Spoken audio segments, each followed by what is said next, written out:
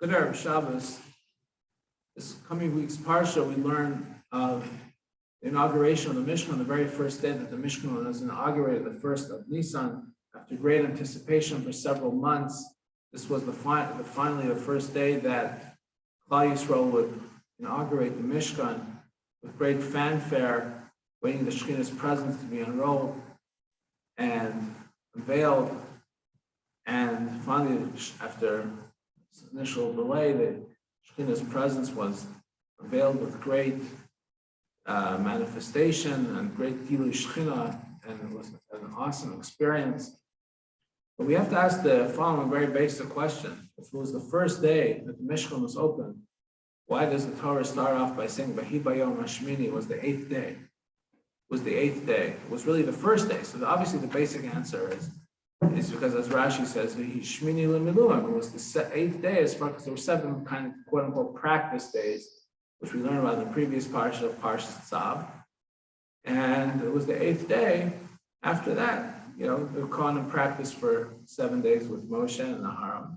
This was the eighth day of Hanukkah, but even that seems to be somewhat of a stretch, because think of it this way, when the school starts, the first day of school, it's not the first day of school that the principal and the teachers on the school, they're there for 2 weeks planning, preparing, there's in-service, practice sessions, the janitors are washing the floor, the maintenance crew, there's like freshening up the place, and then you have the first day of school. You don't say, this is the 10th day of school. You don't take into account the 9 previous days of cleaning and prepping and planning. It's the first. This is the first day of school. Business open. This is the grand opening. It's not the there were 2 weeks that they were painting and cleaning and it's training the staff. That doesn't really count. So why over here do we say Vahi Bayom Hashminim? Who cares about the Shiva Simei Mibur? This is the first day of Chanukah and Mishkan for all intents and purposes. So we see from here a very important lesson in life, and that is that every great accomplishment takes a tremendous amount of preparation, and there's process involved. Many times we get impatient with the process, but we have to remember the process is very important.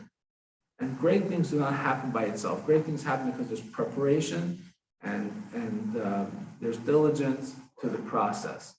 And in order for the Mishkan to get, not just to get built, but in order for the Shekhinah, the divine presence, to manifest itself, there had to be great diligence to this process. And when there was diligence to this process, the Shekhinah's presence, the divine presence, finally manifested itself to the Jewish people. But the larger message is for all of our lives is we're going to be successful in any endeavor, especially in service of Hashem.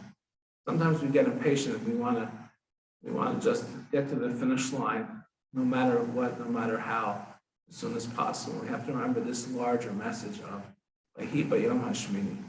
It's not just the finish line that's important. Even when we get to the finish line, like the Jewish people did with the Chanukah and Mishkan, you have to remember the entire process that was valuable. So much so when the divine presence finally manifested itself, that was just considered the 8th day, because the 7 days of preparation counted just as much.